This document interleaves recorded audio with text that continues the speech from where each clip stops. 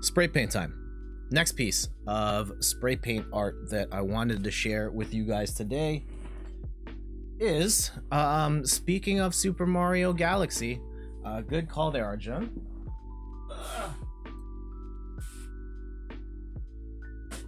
I made two Super Mario Galaxy related pieces, and this was the first one I'm going to share. And this is Rosalina, Rosalina and Luma. So let me zoom in here so you guys can get a closer look of what's going on here. So yeah, the canvas is white, and they are the galaxy in this particular painting.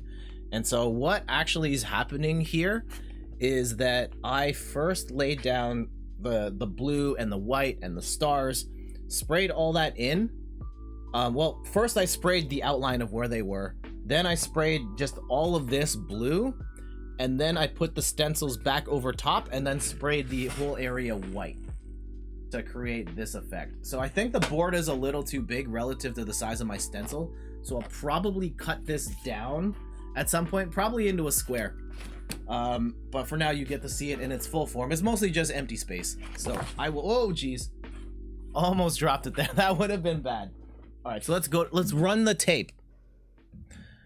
Let me get the window back open, and it was I think it's it's the second one here. Oh, spoilers, you just saw the Mario one there as well. So what's going on here? Spray down, create the outline, throw down some white. I wanted to create like a galaxy effect in the middle and then split the two. Didn't quite work out. I actually cut out a step here where I messed up some stars, and so I repainted the whole thing and just was like, you know what, we're just gonna go with the simple application here. Next time I do this, I will make this better. But yeah, see, then you take the bag, you crumple it, and you run it across the paint, and you pull paint out to give it that textured look. And here you spray paint your fingers, and then with the excess you flick it onto the canvas to create stars. And so right now it's just a blob. And then, okay, yeah, that part's a little long in the video. All right, more stars, lots of stars, and yeah, it's just flicks of paint. Then you put the stencil back over top, reposition it. It doesn't have to be exactly where you had it in the first place. I just wanted to get it in relation. I still wanted that streak in the middle, which didn't quite work out. And then you have to put a bunch of weights on the stencil in order to keep it down as much as possible. So we bought a super cheap nut and bolt set at the dollar store. Actually costed more than $1. Dollar stores don't really sell stuff for just $1 anymore. And then you cover the whole thing with a lot of white paint. And so once you do that, you might need to do multiple takes. So you paint the layer of white, you might let it dry for a bit, and then you do another layer on top to get it as solid as you can. I think I only did one, so you can still see some of the blue coming through, which is okay. But if you wanted like solid white, you'd let it dry and then do that again. But I was in the middle of working a bunch of pieces. You don't just focus, unless you have a blowtorch, you're not really doing just one piece. Especially with stencils, you're doing these in layers of like, I'm painting this one, this piece, then I'm letting it dry on the side, then I go work on the start of another piece. And so you kind of have a bunch of pieces going at once.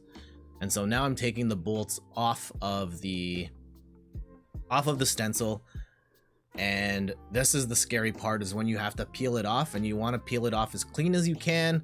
I did mess up a little bit right there at the dress. And there's Luma, and so that's the painting.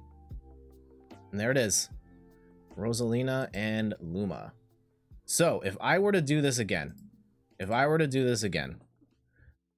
some of the things I would make different, I would try and get like a little cleaner of an application. There's a little bit of blue that came up during me ripping out the stencil. There's a little bit of an outline around the dress. Like, this is super minor stuff. It's not that important. Like, spray paint art also is not supposed to be a precise art. But yeah, there are a little bit of flubs here.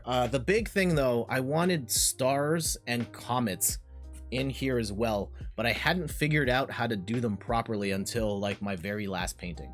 So this one's just like kind of your basic texture, galaxy texture with stars and such. So yeah, I'll bring that up to the camera one more time. so you can kind of see the detail in the galaxy there. So yeah, that's the Rosalina and Luma. This is the first one I did where like the background was all white and the galaxy's on the inside. So yeah, cool. That was one of the cleaner applications I did.